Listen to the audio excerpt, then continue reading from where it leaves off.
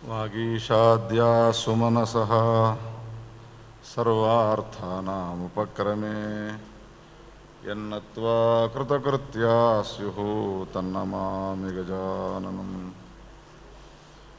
शरदिन्दुविकासमन्दहासां स्फुरदिन्दीवरलोचनाभिरामाम् अरविन्दसमानसुन्दरास्याम् अरविन्दासनसुन्दरीमुपासे। शरदिन्दुसुन्दररुचिश्चेतसि सा मे गिरां देवी अपहृत्य तमः सततमर्थानखिलान् प्रकाशयतु। श्रुतिस्मृतिपुराणानामालयं करुणालयं नमामि भगवत्पादशङ्करं लोकशङ्करं। व्यासाय विष्णुरूपाय व्यासरूपाय विष्णवे नमो वै ब्रह्मनिधये वासिष्ठाय नमो नमः। वाल्मीकिर्मुनिसिंहस्य कवितावनचारिणः शृण्वन् रामकथानादं को न याति परां गतिम्। यः पिबन् सततं रामचरितामृतसागरम् अतृप्तस्तं मुनिं वन्दे प्राचेतसमकल्मषम्। गोष्पदीकृतवाराशिं मशकीकृतराक्षसं रामायणमहामालारत्नं वन्दे नीलात्मजम्। यत्र यत्र रघुनाथकीर्तनं तत्र तत्र कृतमस्तकाञ्जलिं बाष्पवारि परिपूर्णलोचनं मारुतिं नमत राक्षसान्तकम्। वैदेही सहितं सुरद्रुमतले हैमे महामण्टपे मध्ये पुष्पमहासने मणिमये वीरासने संस्थितम्। अग्रे वाचेति प्रभञ्जनसुते तत्त्वं मुनिभ्यः परं व्याख्यान्तं भरतादिभिः परिवृतं रामं भजे श्यामलम्। नमोऽस्तु रामाय सलक्ष्मणाय देव्यै च तस्यै जनकात्मजायै। नमोऽस्तु रुद्रेन्द्रयमानिलेभ्यो नमोऽस्तु चन्द्रार्कमरुद्गणेभ्यः। आनन्दरामायणमेतदुत्तमं जप्यं पवित्रं श्रवणीयमादरात्। यन्मङ्गलानामपि मङ्गलप्रदं स्मरामि नित्यं प्रणमामि सादरं स्मरामि नित्यं प्रणमामि सादरम्। दशरथनन्दन दशरथनन्दन दशरथनन्दन दाशरथे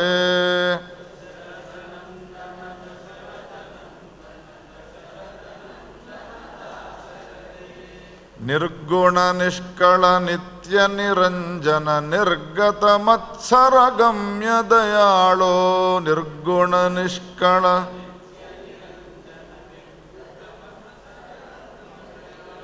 दशरथनन्दन दशरथनन्दन संसारेऽस्मिन् निर्गत सारे पाहि विपारे दशवदनारे। संसार निर्गत सारे पाहि विपारे दशरथनन्दन दशरथनन्दन दशरथनन्दन। सर्वसमत्वं सर्वहितत्वं सत्संगत्वं देहि विभो मे। सर्वसमत्वं सत्संगत्वं देहि विभो मे। दशरथनन्दन दशरथनन्दन दशरथ जननक्लेशं मरणक्लेशं नाशय गमनागमनक्लेशं। जननक्लेशं मरणक्लेशं शयगमनागमनक्लेशं। दशरथनन्दन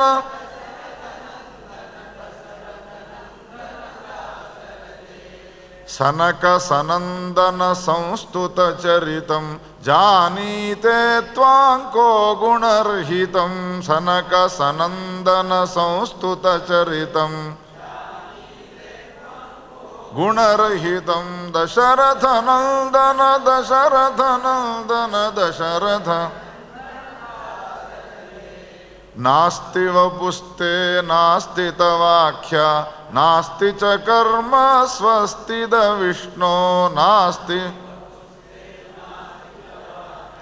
నాస్తి చ కర్మ స్వస్తిద విష్ణో దశరథ నందన దశరథ నందన దాశరథే మాయా కల్పితమిదమఖిలంతే రూపం కర్మ చ నామ చ వివిధం మాయా కల్పితమిదమఖిలంతే కర్మ చ నామ చ వివిధం దశరథ నందన దశరథ నందన దశరథ దశరథ నందన దశరథ నందన దశరథ నందన దాశరథే రాజా రామ్ జయ రాజా రామ్ రాజా రామ్ జయ సీతారామ్ రాజా రామ్ జయ రాజా రామ్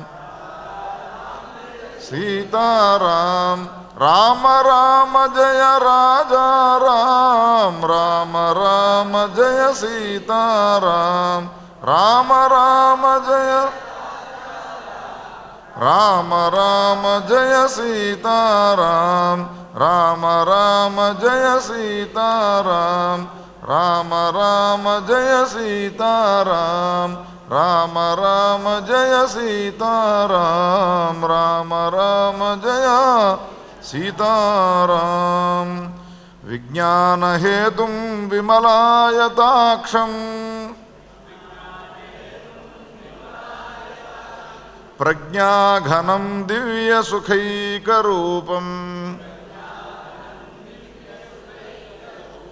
శ్రీరామచంద్రం హరిమాదిదేవం విశ్వేశ్వరం రామమహం భజామి విజ్ఞానహేతుం విమలాయతాక్షం ప్రజ్ఞాఘనం దివ్యసుఖైకరూపం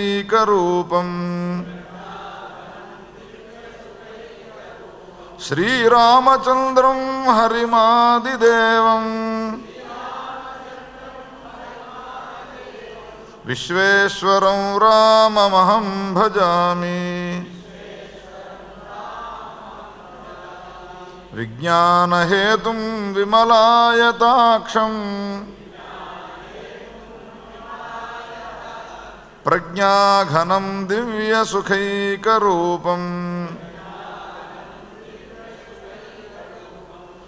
శ్రీరామచంద్రం హరిమాదిదేవం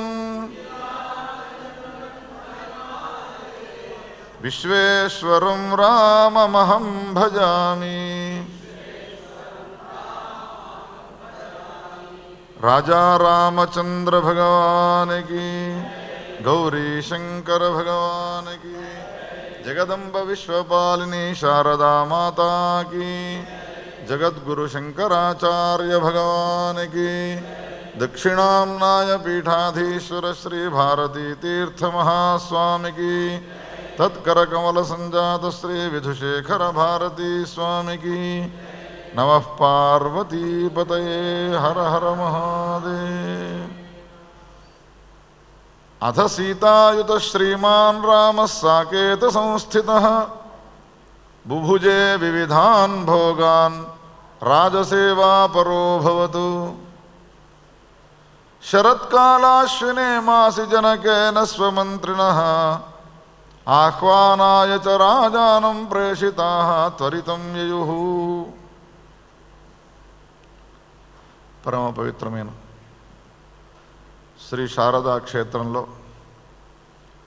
జగద్గురు సార్వభౌములు శ్రీ భారతీ తీర్థ మహాస్వామి విధుశేఖర భారతీ మహాస్వామి వార్ల పరిపూర్ణ అనుగ్రహ ఆశీస్సులతో వాల్మీకి విరచిత శతకోటి ప్రవిస్తరాంతర్గతమైన రామాయణాల్లోని ఆనంద రామాయణ సప్తాహ ప్రవచనంలోని 2వ నాటి ప్రాతకాల సభలో ప్రవేశిస్తున్న మనందరినీ శ్రీ రాజా రామచంద్రుడు రక్షించుగాక. నిన్నటి కథలో శ్రీరామచంద్రుని యొక్క జన్మ, రాముడు ఆవిర్భవించిన తర్వాత సీతాదేవిని వివాహం చేసుకోవడము, వివాహమైన తర్వాత తిరుగు ప్రయాణంలో పరశురామునితో సంవాదం జరగడము, పరశురామునిలో ఉన్నటువంటి తేజస్సంతా కూడా శ్రీరామచంద్రునిలో లయం కావడము మొదలైనటువంటి కథలను శంకరుడు పార్వతీదేవితో చెప్పగా మనం విన్నాం. మానవ జన్మ వచ్చిన తర్వాత మానవ జన్మకు సార్థక్యాన్ని ఇచ్చేది ఏది అని ప్రశ్న వేసుకొని మహాత్ములను అడిగితే వాళ్ళు అంటారు కదా, మానవులకు హితాన్ని చేకూర్చేందుకొరకే వేదములు ఉన్నాయి. వేదములు సనాతనములైనటువంటివి, ఈరోజున్నాయి, నిన్న ఉన్నాయి, మొన్నటి నుండి అవి ప్రారంభింపబడ్డాయి అని కాదు. సృష్టి ఏనాటి నుండి ఉన్నదో ఆనాటి నుండి వేదములు ఉన్నాయి. వేదములను ఒకరు రచించినటువంటి వ్యక్తులు లేరు.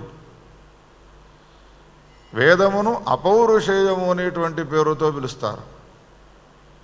మానవులమైన మనకు హితాన్ని సమకూర్చి పెట్టాలి, ఆ హితం అనేటువంటిది కేవలం వేదముల ద్వారా మాత్రమే మనకు సిద్ధమవుతుంది అని అంటే, ఒకవేళ ఎవరైనా పురుషులు వేదాలను రచించినట్టయితే పురుషుల యొక్క ఏ బుద్ధి మాంద్యాలున్నాయో, బుద్ధి ప్రమాదములున్నాయో అవన్నీ కూడా వేదాల్లో ప్రవేశిస్తాయి. జీవగతమైనటువంటి దోషములు రచించినటువంటి రచనలో ప్రవేశించేటువంటి అవకాశం ఉంటుంది. అందుకని ఎవ్వరి చేత రచింపబడినటువంటి కేవలం పరమేశ్వరుని యొక్క ఉచ్ఛ్వాస నిశ్వాసభూతములైనట్టు యస్య నిశ్వసితం వేదాహ అని వేదం చెప్పిన ప్రకారంగా నిశ్వాసభూతములైనటువంటి ఏ వేదములు ఉన్నాయో ఆ వేదములను కనుక ఒకవేళ మనం ఆశ్రయిస్తే మానవ జన్మకు సార్థక్యమేమిటో వేదాలు చెప్పుతాయి.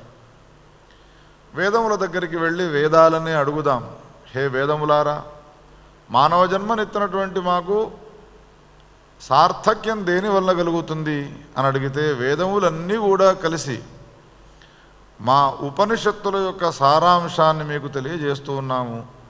నిర్గుణ నిరాకారుడైనటువంటి పరమాత్మను నీవు అని తెలుసుకో.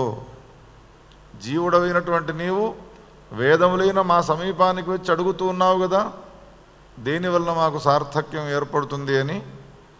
అందుకని వేదములైనటువంటి మేము చెప్పుతూ ఉన్నాము, ఓ జీవుడా, జీవుడవైనటువంటి నీవు నిర్గుణ నిరాకారుడైనటువంటి శుద్ధ పరబ్రహ్మ పరమాత్మ యొక్క స్వరూపానివే అని తెలుసుకోవడమే మానవ జన్మ వచ్చినందుకు సార్థక్యము. ఒకవేళ ఈ విషయాన్ని కనుక నీవు తెలుసుకోలేదు అనంటే ఎన్నిసార్లు మానవ జన్మనెత్తినా కానీ మానవ జన్మకు సార్థక్యం అనేటువంటిది ఉండదు.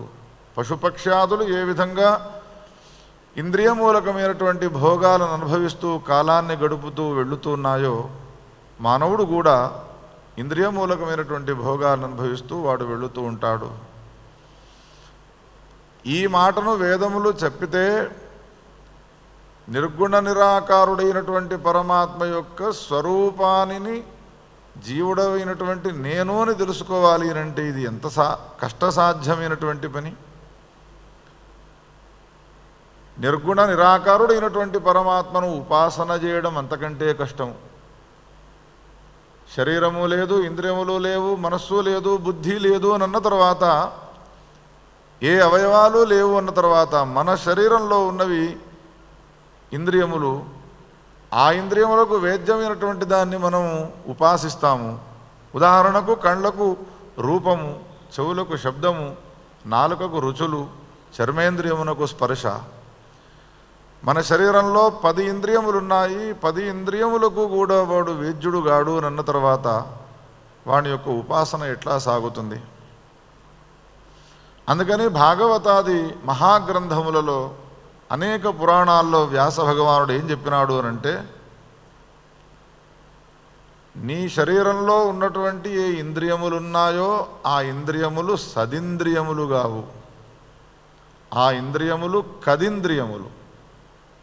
కదింద్రియములు సదింద్రియములు అనంటే రిపేరు చేయబడనటువంటి ఇంద్రియములు కదింద్రియములు, రిపేరు చేయబడ్డటువంటి ఇంద్రియములు సదింద్రియములు. ఏతావత మన శరీరంలో ఉన్నటువంటి ఏ ఇంద్రియములు ఉన్నాయో ఆ ఇంద్రియములన్నీ కూడా ఒకవేళ ప్రక్షాళన చేయబడ్డవి అయినట్టయితే, అవి శుద్ధము చేయబడ్డవే గనక ఒకవేళ అయినట్టయితే తప్పకుండా నిర్గుణ నిరాకారుడైనటువంటి పరమాత్మ యొక్క స్వరూపాన్ని అవి చూడగలవు. జగద్గురు శంకరాచార్యుల వారు కూడా పురాణ ఇతిహాస వేదములనన్నిటిని కూడా మధించి వారు చెప్పినటువంటి తత్వం వల్ల ఒకటే, నిర్గుణ నిరాకారమైనటువంటి పరమాత్మ యొక్క స్వరూపాన్ని మనం తెలుసుకోవాలి అనంటే మొట్టమొదటి మెట్టు ఏది అనంటే సగుణ సాకారమూర్తి యొక్క ఉపాసన. వేదముల దగ్గరికి వెళితే వేదములు మనకు అర్థములు కావు. వేదాల్లో చెప్పబడ్డటువంటి విషయాలు చాలా దురవగాహ్యంగా ఉంటాయి. అన్నిటినీ వదిలిపెట్టి సంసారాన్ని వదిలిపెట్టి అరణ్యాల్లోకి వెళ్ళి వందలాది సంవత్సరాలు ఆహార నియమాన్ని పాటిస్తూ ఉన్నటువంటి వాడవి నీవు ప్రణవోపాసనం చేయమంటే అది సాధ్యమయ్యే పనేనా? అందుకని నిరాశా నిస్పృహలతో కూడుకొని ఉన్నటువంటి జీవుణ్ణి ఉద్ధరించే నిమిత్తమై ఆ వేదమే కాఠిన్యాన్ని వదిలిపెట్టినటువంటిది. ప్రచేతసుని యొక్క కుమారుడైనటువంటి వాల్మీకి యొక్క ముఖము నుండి ఆవిర్భవించినది. వాల్మీకి ముఖము నుండి ఆవిర్భవించడానికి పూర్వం వేదము చాలా కఠినమైనది, అది అపౌరుషేయమై ఉన్నది. కానీ కాఠిన్యాన్ని వదిలిపెట్టి నేను చాలా సులభంగా వస్తాను ధర్మాన్ని తెలియపరచడానికి అని ఆ వేదమే ఏం చేసినది అంటే ప్రచేతసుని యొక్క కుమారుడైనటువంటి వాల్మీకి ముఖారవిందము నుండి బయటికి వచ్చినది. వాల్మీకి యొక్క ముఖారవిందము నుండి బయటికి వచ్చిన వేదమే రామాయణము. వేద ప్రాచేతసాదాసీత్ సాక్షాద్ రామాయణాత్మన. మొట్టమొదట మనం ఏం చెప్పుకున్నాము? పరాత్పరుడు నిర్గుణ నిరాకారుడైనటువంటి పరబ్రహ్మ యొక్క స్వరూపాన్ని నీవు అని తెలుసుకో అని అన్నాం కదా. పరాత్పరుడు నిర్గుణ నిరాకారుడైనటువంటి పరబ్రహ్మ అంటే ఏమిటో అగమ్యగోచరంగా ఉన్నది. అందుకని పరమాత్మనే ఏం చేసినాడు అనంటే వేదమే ప్రాచేతసుని ద్వారా బయటికి వచ్చినది అని అన్న తర్వాత నేనెందుకు రాకూడదు కిందికి దిగి అని భావించి వేదవేద్యే పరే పుంసి జాతే దశరథాత్మజే, దశరథునికి కుమారునిగా ఆవిర్భవించినాడు. నిర్గుణ నిరాకారుడనైనటువంటి నన్ను మీరు ఉపాసించడానికి సమర్థులు కాలేకపోతున్నారు కదా. అందుకని హే ప్రజలారా, నిర్గుణ నిరాకారుడనైనటువంటి నేను వేదవేద్యుడను, కేవలం వేదముల ద్వారా మాత్రమే నేను తెలుసుకోబడేటువంటి వాడను. మీకు అది సాధ్యం కావడం లేదు కదా. అందుకని నా నిర్గుణ నిరాకారమైనటువంటి పరబ్రహ్మ స్వరూపాన్ని మీరు తెలుసుకోవడం కొరకై మిమ్ములను దృష్టిలో ఉంచుకొని కఠినతరమైన రూపమును పొందినటువంటి నేను అత్యంత సులభమైనటువంటి రూపాన్ని పొందుతున్నాను, మోహన రూపాన్ని పొందుతున్నాను అని భావించి ఆ పరమాత్మనే శుద్ధ బ్రహ్మనే దశరథ మహారాజు గారికి కుమారునిగా ఆవిర్భవించినాడు. వేదవేద్యే పరే పుంసి జాతే దశరథాత్మజే వేద ప్రాచేతసాదాసీత్ సాక్షాద్ రామాయణాత్మన. ఏతావత ఏ రామునికి సంబంధించినటువంటి కథను మనం వింటూ ఉన్నామో ఈ రామాయణము కాదు, రాముడుగాడు. రాముడంటే ఎవరు? శుద్ధ పరబ్రహ్మ. రామాయణం అంటే ఏమిటి? వేదము. వేదమును పూర్వము అపౌరుషేయము అనేవారు. కానీ వాల్మీకి ముఖారవిందము నుండి వచ్చినటువంటి ఈ వేదం ఉన్నదో ఇది కఠినమైనది కాదు, ఇది చాలా సులభతరమైనది. వాల్మీకి ముఖము నుండి వచ్చినటువంటి ఒక్కొక్క అక్షరము కూడా అది ఎంత పవిత్రమైనది. వేదాన్ని గురించి చెప్తారు. వేదాక్షరాణి యావంతి కథితాని ద్విజాతిభిః తావంతి హరినామాని కీర్తితాని న సంశయః. వేదాల్లో చెప్పబడ్డటువంటి ఎన్ని అక్షరములున్నాయో వేద మంత్రాలను చదువుతూ ఉంటే బ్రాహ్మణోత్తములు వాళ్ళ మంత్రములలో ఉండేటువంటి ఎన్ని అక్షరాలు ఉన్నాయో ఒక్కొక్క అక్షరము అది హరినామముతో సమానమైనది, భగవంతుడైనటువంటి శ్రీరామచంద్రునికి సంబంధించినటువంటి నామముతో సమానమైనది. వేదాల్లో ఉండే అక్షరములకు రామనామముతో సామ్యం చెప్పినారు అని అన్న తర్వాత వేదములు చదివేటువంటి యొక్క అధికారం లేనటువంటి వాళ్లకు, వేదములను అధ్యయనం చేసేటువంటి సామర్థ్యం లేనటువంటి వాళ్లకు ఇక బాధపడాల్సినటువంటి అవసరం లేదు. శ్రీరామ జయ రామ జయ జయ రామ, శ్రీరామ జయ రామ జయ జయ రామ అని రాముడికి సంబంధించినటువంటి నామాన్ని గనక ఒకవేళ మనం నిరంతరాయంగా జపిస్తూ ఉన్నామనుకోండి, మనం వేదాన్ని పారాయణం చేసిన వాళ్ళమవుతాం. వేదవేద్యుడైనటువంటి పరబ్రహ్మను సర్వసంగ పరిత్యాగులైనటువంటి సన్యాసులు ప్రణవము ద్వారా ఏ ఉపాసన చేస్తారో, నిర్గుణ నిరాకార ఉపాసన చేస్తూ ఉంటారో, ఆ ఉపాసనను ఏ సంఘాన్ని వదిలిపెట్టకుండా సంసారంలో ఉంటూ ఉన్నటువంటి వాళ్ళమే కూడా పరమాత్మ యొక్క ఉపాసన చేసినటువంటి వాళ్ళమే అవుతాము. ఇందులో ఏమాత్రము సందేహించేటువంటి అవసరం లేదు అని వాల్మీకి స్పష్టంగా మనకి ఈ విషయాన్ని తెలియజేస్తున్నాడు.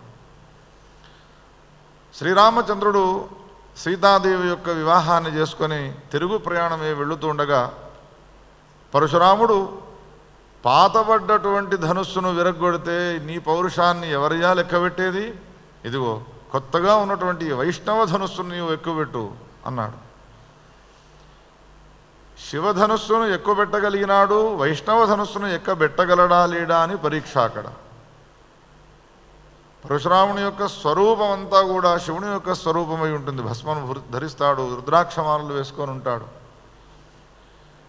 రాముడేమో శివధనుస్సును భంగపరిచినాడు, శివుని యొక్క ఆకారంలో ఉన్న పరశురాముడేమో వైష్ణవ ధనుస్సును నీవు ఎక్కువబెట్టు అని అంటాడు. ఒకవేళ వైష్ణవ ధనుస్సును ఆయన ఎక్కువ పెట్టలేడు అని అంటే శివధనుర్భంగం చేసిన దానికి వెలనే లేదు. ఈ మాటల్లో తాత్పర్యం ఏమిటి అంటే శివధనుస్సును భంగపరిచినటువంటి నీకు విఖ్యాతి కలగాలి అంటే ఈ వైష్ణవ ధనుస్సును ఎక్కువ పెట్టినప్పుడు మాత్రమే ఇది సాధ్యమవుతుంది. ఏతావత శివ వైష్ణవుల యొక్క ఉభయము లేనటువంటి ఏ శక్తులు ఉన్నాయో ఆ శక్తులున్నవాడు ఈ పని చేయగలుగుతాడు. ఉభయ విధములైనటువంటి శక్తులు ఎవరిలో ఉన్నాయి అంటే శ్రీరామచంద్రుడిలో ఉన్నాయి. ఆనందరామాయణంలో ముందు ముందు మనం వినబోతూ ఉన్నాము శ్రీరామచంద్రుడు అసలు ఎవరు అని. మొదటి నుండి నిన్నటి నుండి మనం వింటున్నాం శ్రీరామచంద్రుడు ఎవరు అని అంటే వాడు శుద్ధ బ్రహ్మ పరాత్పరుడు, ఉపనిషత్ ప్రతిపాద్యుడైనటువంటి వాడు, నిర్గుణ నిరాకారుడు అని. కానీ ఇక్కడ పరశురాముని యొక్క ఈ ప్రవేశంతో వైష్ణవ తేజస్సు ఆయనలో ప్రవేశించినది, శైవ తేజస్సు అతనిలో ప్రవేశించినది. శైవ వైష్ణవ ఉభయ తేజస్సులకు ఆలవాలమైనటువంటి వాడు శ్రీరామచంద్రుడు. అటువంటి ఈ రామచంద్రుడు అయోధ్యానగరానికి చేరుకున్నాడు. అయోధ్యకు వచ్చిన తర్వాత బుభుజే వివిధాన్ భోగాన్ రాజసేవా పరోభవతు, అనేక రకాలైనటువంటి భోగములను అనుభవించినాడు. సీతామహాసాధ్వితో కూడుకున్నటువంటి వాడే. ఇంతలో శరత్కాలం వచ్చినది. ఆశ్వయుజమాసం కృష్ణపక్షంలో దీపావళి మహోత్సవం జరగబోతున్నదనే విషయం తెలుసుకున్నటువంటి వాడే జనక మహారాజు కొంతమంది దూతలను పంపించినాడు దశరథ మహారాజు గారి దగ్గరికి, అయోధ్యానగరానికి. దూతలు వచ్చి నమస్కారం చేసి అంటూ ఉన్నారు దశరథ మహారాజుతో, అయ్యా జనక మహారాజు గారు మమ్మలను పంపగా వచ్చినాము. దీపావళ్యుత్సవార్థం త్వాం సకుటుంబం సమంత్రిణం పౌరజానపదే సాకం ఆహ్వయామాసతే సుహృతు. దీపావళి మహోత్సవాన్ని పురస్కరించుకొని జనక మహారాజు గారు మీ సైన్యముతో అయోధ్య ప్రజలతో తమరిని ఆహ్వానం చేస్తున్నాడు, మీరంతా కూడా పిల్లలతో కూడుకున్నటువంటి వారై రావలసింది అని ఈ విషయాన్ని తెలియజేసినాడు. నిమిత్తం ఏదో పెట్టుకుంటారు తల్లిదండ్రులు, అది పండుగనో పర్వమో పెట్టుకొని కట్నాలో కానుకలో అని ఒక 4 రోజులు నా ఇంట్లో నా కూతురు ఉండాలి, ఒక 4 రోజులు నా ఇంట్లో నా అల్లుడు నా ఇంట్లో సుఖంగా ఉండాలి అని కోరుకుంటారు. ఇంకేమిటి వార్త వచ్చినది వినగానే ప్రయాణమైనాడు దశరథ మహారాజు గారు. ఏనగలపైన రామచంద్రుణ్ణి, సీతామహాసాధ్విని, లక్ష్మణ భరత శత్రుఘ్నులు వాళ్ళ భార్యలతో కూడుకున్నటువంటి వాళ్ళను కూర్చుండబెట్టినటువంటి వారై రకరకాలైనటువంటి వాద్యాలు వాయిస్తూ ఉండగా ప్రయాణమే వెళుతున్నారు జనక మహారాజు గారి మిథిలా నగరానికి. ప్రతి మార్గ మధ్యంలో అనేక మంది స్త్రీలు రకరకాలైనటువంటి పూలను తీసుకువచ్చినటువంటి వారిపైన పుష్పవృష్టిని కురిపిస్తూ ఉండగా, శ్రీరామచంద్రునికి జయ జయధ్వనాలు చేస్తూ ఉండగా, మణి నూపురాదులచే కూడుకున్నటువంటి రకరకాలైనటువంటి ఆభరణాలను వారికి సమర్పిస్తూ ఉండగా చేరుకున్నారు దశరథ మహారాజు గారు పరివారంతో కూడుకున్నటువంటి వాడే.